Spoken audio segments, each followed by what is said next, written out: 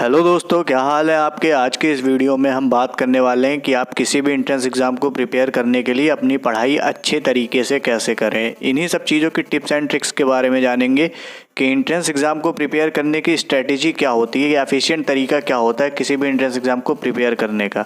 तो अगर आप किसी भी एंट्रेंस एग्ज़ाम के लिए प्रिपेयर कर रहे हैं तो आपके लिए यह वीडियो बहुत ही ज़्यादा हेल्पफुल होने वाली है। सो मेक श्योर कि आप इस वीडियो को लास्ट तक ज़रूर देखें।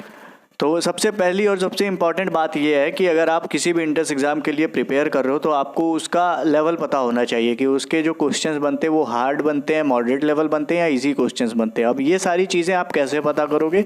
आप पिछले प्रीवियस ईयर के 3-4 साल के पेपर जो है अगर उसको एनालाइज करोगे या उसको फिर पढ़ोगे ध्यान से, उसको इवेलुएट करने की कोशिश करोगे तो फिर आपको पता चलेगा कि किस हिसाब से क्वेश्चंस फ्रेम किए जाते हैं, आपको पेपर में पूछे जाते हैं आपसे।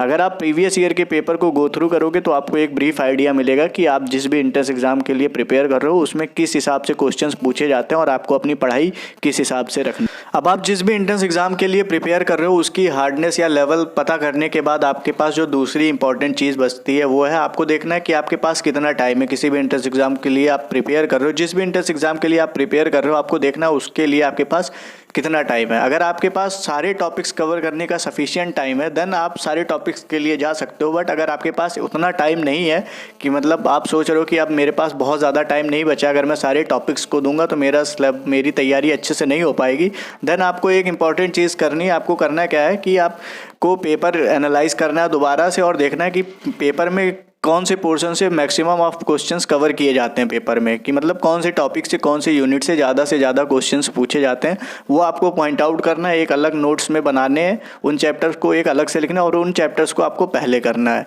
और आपको जो चीज़ें बहुत ज़्यादा मुश्किल लगती हैं, टफ लगती है, उनको पहले कवर करने की कोशिश करो और जो चीज़ पढ़ो आप उसको कभी भी अपना बैक पोर्शन ना होने दो। मीन्स कि अगर आप जो चीज़ अभी पढ़ रहे हो तो वो ये सोच के पढ़ो कि आपको कल सुबह उठ के ही उसका पेपर देना है। इस हिसाब से पढ़ो कि इसको मुझे अब दोबारा देखने की ज़रूरत नहीं है। हालांकि आपको वो चीज़ें दोबारा पढ़नी पड़ेंगी लेकिन आप जब दोबारा पढ़ोगे तो वो आपको सेकेंडरी मेमोरी में चला जाएगा और वो आपकी बहुत ज़्यादा जल्दी मेमोराइज होगा, याद आ जाएगा बहुत ज़्यादा। तो अब बात कर लेते हैं तीसरी सबसे इंपॉर्टेंट बात के बारे में कि आपको जो भी टॉपिक आप पढ़ रहे हो, किसी भी चैप्टर में 3-4 इंपॉर्टेंट टॉपिक्स होते हैं। तो सबसे जो मेन जो टॉपिक्स होते हैं आप उनको करने के बाद मतलब कि एक इंपॉर्टेंट टॉपिक्स आपने पढ़ा, फिर उससे पॉसिबल जितने भी प्रीवियस ईयर में क्वेश्चन पूछे गए हैं या फिर मॉक टेस्ट पेपर बुक में या कोई ऐसी बुक है आपके पास जिसमें बहुत ज़्यादा क्वेश्चंस दे रखे हैं हर चैप्टर के, तो आपको वो टॉपिक पॉइंट आउट करना है जो आप पढ़ रहे हो और उसको आप अपना पूरा टॉपिक कंप्लीट करने के बाद अगर आपको लग रहा है कि टॉपिक आपने अच्छे से कर लिया है देन आप उसके क्वेश्चंस के लिए जा सकते हो और उसके पॉसिबल जितने भी क्वेश्चंस हैं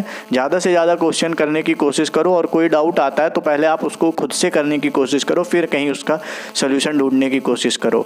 मतलब कि अगर कोई टॉपिक आपको जैसे कोई क्वेश्चन आपको नहीं समझ में आ रहा है, कोई क्वेश्चन आपसे नहीं हो रहा है, देन आप उस क्वेश्चन को देखो, फिर उस टॉपिक को जाके दोबारा पढ़ो और दोबारा से खुद से सही से पढ़ने की कोशिश करो कि क्या इसका आंसर आप खुद से ढूंढ पाओ। ऐसा करने से आपको हर टॉपिक से क्रिस्टल क्लियर हो जाएगा, हर टॉपिक से अच्छी क्लियरिटी मिलेगी और आप उस टॉपिक से ज़्यादा क्वेश्चन सही कर पाओगे।